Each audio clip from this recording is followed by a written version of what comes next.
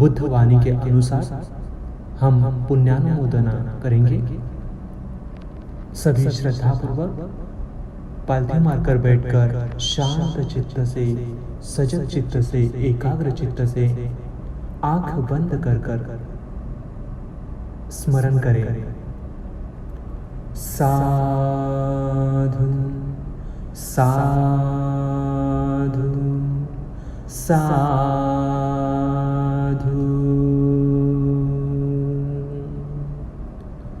पुण्यानुमोदना।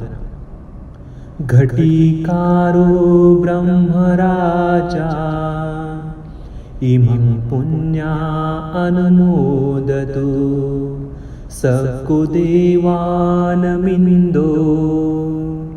इमं पुण्या अनुमोदतु विसकम्मो देवपुत्रो इमं पुण्या अनुमोदतु आलवको देवराजा इमं पुण्या अनुमोदतु वेणुनाम देवराजा इमं पुण्या अनुमोदतु पुण्यं तं अनुमोदित्वा चिरं रक्षन्तु बुद्धशासनं चिरं रक्षन्तु बुद्धशावकम्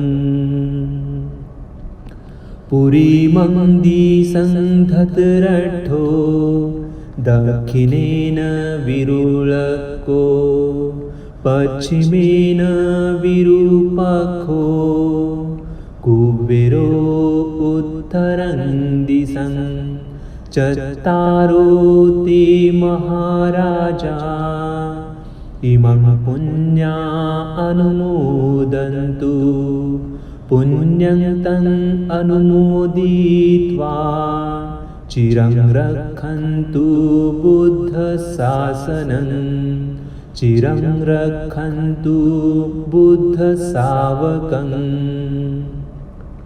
आकाशट्ठा च भूमट्ठा देवानागा महिन्धिका पुण्यं तं अनुमोदित्वा चिरं रक्षन्तु बुद्धशासनं आकाशट्ठा च भूमट्ठा देवानागा महिन्धिका पुण्यं तं अनुमोदित्वा चिरं रक्षन्तु बुद्धदेशनं आकाशट्ठा च भूमट्ठा देवानागा महिन्धिका पुण्यं तं अनुमोदित्वा चिरं रक्षन्तु बुद्धशावकम् इमेना पुण्यं कम्मेन मामे बालं समागमो सतं समागमो होतु यावनिपानपत्तिया इदं मे पुण्यम् आसवक्षया वहं होतु सर्वदुःखापमुच्यतु साधु साधु साधु।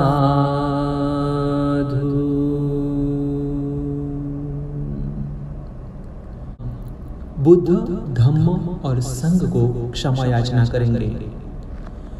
कायेन वाचा चित्तेन पमादेन मया कृतं आच्चयं खम मे भन्ते भूरि पन्या तथागत।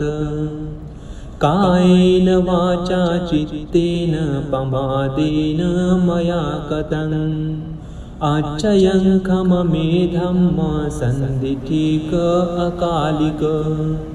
कायेन वाचा चित्तेन पमादेन मया कृतं आच्चयं खम मे संघ पुण्यं खेतं अनुत्तर। साधु साधु साधु।